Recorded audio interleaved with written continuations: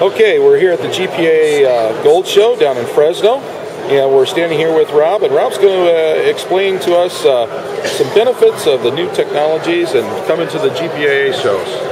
Welcome, folks, to the Gold Show here in Fresno, California. There's going to be several shows throughout the United States, and it's one of the best places to learn some of the technologies that are going on.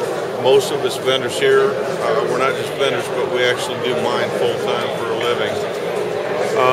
You get a chance to see some of the new modern technology that comes out. Most of us miners are environmentalists. We don't want to destroy the land. A lot of things that were done years and years ago were probably pretty adverse to the environment. Mining is so important nowadays. Even the minerals that are needed to make a needle to sew your clothes together.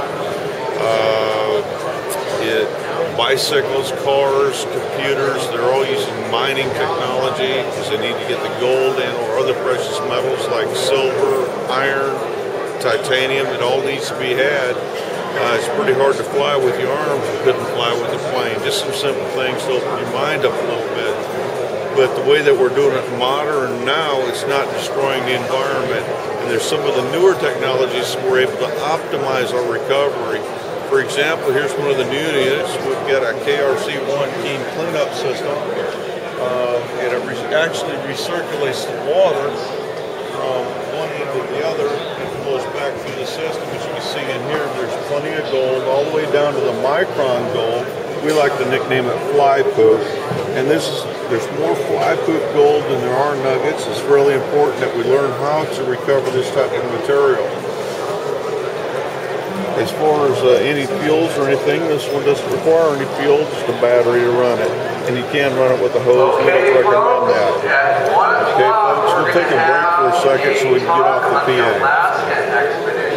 It's about 40 minutes away. So after lunch at 1 o'clock, we'll be putting on a seminar about the Alaska expedition. We got other units out here that don't require any motors. They can lay in the water. Here's a primary example. The Alaska trip is going to be given away in our major the top of this will flow through just as it was on the recirculating unit. Ticket you got when you came in the door. And then you lay your material in here, and your lighter sands will start to process through, and your gold will actually fall out in here. We have concentrators. We have panning bags. All sorts of great GPA prizes. And this will be a larger version here. These prizes are all donated from GPA. Now, tell me the benefits. This is a rubber matting, Rob. This looks very new. I haven't seen this before. Sure. Now, this is the newer collapsible model. You can pull pins and everything folds down. But again, there's a new rubber design. There's several $1,000s and hours that are spent researching and developing all this for the gold to wind up actually getting up in between the eddies. For example, here, there's not ribs up behind there. There's a dead zone to help enhance that recovery. Now, these are the non-fuel models. Actually, Rob, if you could hold that up for us to see it. Sure, absolutely. Now, and that's a lot of people make the mistake of running too much material too fast and you slow your bead down, meaning the more dirt you run doesn't mean the more gold you get. Actually, if you slow down, you're going to optimize more recovery because it gives these eddies time to work and clean out. If you overfeed your sluice box with these eddies here, the eddies are just like you and I. If they get too full, they get tired, they'll say the heck with it, they'll keep the gold they have, but they'll lose any more that you put in there. So if you slow down, you do much more better. Then you can go from this type of model. Now, Rob, before you put that away, how does that collapse like almost down to 18 inches or 20 inches there? Right, that's what we're saying is you can pull these pins and everything just folds up. As you can see, everything is hinged here. It's pretty neat. They've come along with a lot of technology, so if you want to backpack into a real remote area, you can. And then you can go larger scale. These are dredges. They actually float on the water. As you can see, there's a motor here. This motor will actually drive an air supply to where you can actually dive underneath the water. Okay, your material gets sucked up the hose, enters into this unit here, and winds up going through and processing this through a sluice box with eddies, just like we talked before. And as you dig a hole, this floats along on top of the water, backfilling the hole, and you'll never tell we was there. Once again, it's enhancing the environment. And I'll tell you the neat thing about it is when I'm down there with the fish, and it's neat. Now, those fish are having a hard time right now because most of the streams and rivers are dammed up by man-made dams that are starting to silt up. What we can do is we can go in there and we can actually aerate these rocks. Where these fish are going to spawn is where we've actually aerated those rocks. It has actually enhanced the fishing industries tremendously, along with the crawdads and other creatures, aquatic creatures that live into the water. It is awesome. Now you can go from this type of model into desert atmospheres. Let's find a dry washer. They're going to be located right over here. Now on these in the desert, you got some gas-powered models. What they'll do is they'll blow air up inside of the unit on the bottom here. Goes up through the bottom. And then the box will vibrate with an offset fan. And once again, you got a ripple system, just like we was talking about with the dredges. You actually enter your initial product up in here, meaning your dirt, goes down through a little hole and across those, and it only keeps the heaviest of the rocks or materials, therefore you're able to trap your gem and minerals. There's your larger version, and then there's your smaller version.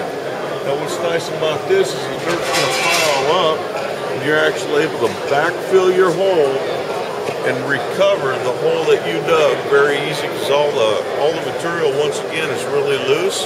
So you can pretty much just take your foot and backfill your hole or your shovel, and it takes very little time to do that. Responsible mining. Exactly. Like I say, it's an environmental thing.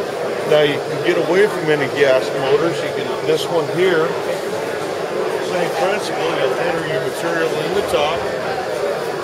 Once again, the ripple system will process it through here, and it's going to operate off of a bellows system that will go up and down when I turn this crank.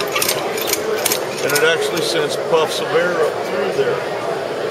And then there's also a model that'll run off of a 12-volt motor versus hand cranking. Once again, very quiet, very effective, very environmentally friendly. The environment's the whole key.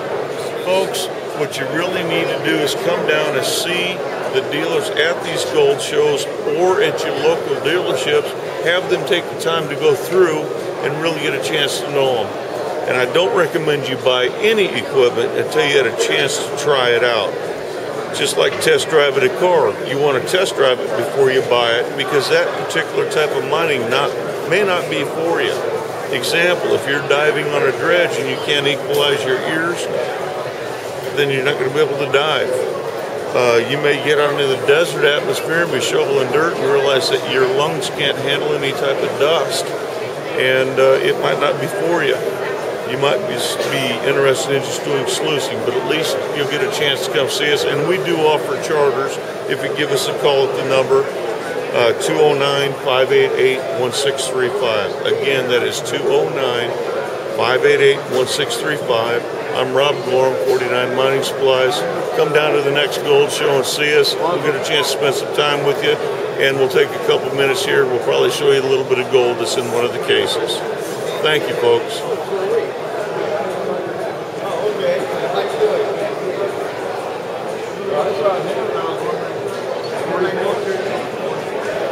Go over and take a look at some gold.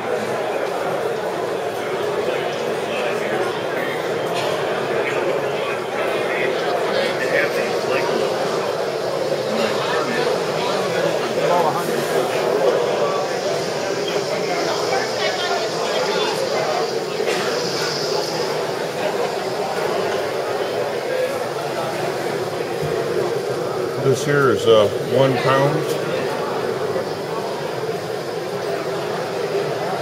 about $12,000. And this gold is available at the gold shows for purchase.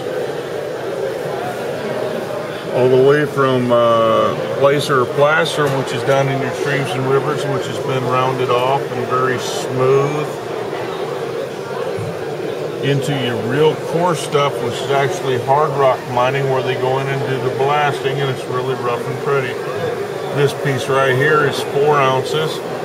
This come out of the Coulterville, California area. This one's 4 ounces.